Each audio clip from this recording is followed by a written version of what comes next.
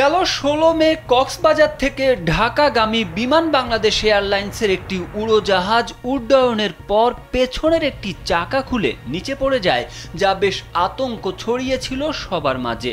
যদিও শেষ পর্যন্ত নিরাপদে অবতরণ করেছিল ওই উড়োজাহাজ, তবে সেই ঘটনার ১ মাস যেতে না যেতেই এবার মাঝ আকাশে আরেকটি বিমানে ধরা পড়ে কারিগরি ত্রুটি। আর দেরি না করে ২৫০০ ফিট উপরে ওঠানোর পর বিমানবন্দরে জরুরি অবতরণ করানো হয় বিমানটিকে।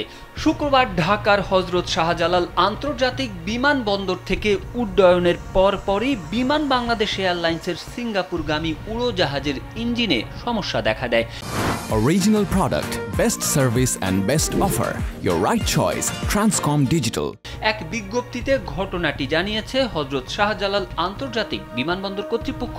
এতে বলা হয়, শুক্রবার বিমান বাংলাদেশ এয়ারলাইন্সের একটি আন্তর্জাতিক ফ্লাইট BG584 বোয়িং 737 ঢাকা থেকে সিঙ্গাপুরের উদ্দেশ্যে যাত্রা শুরু করে।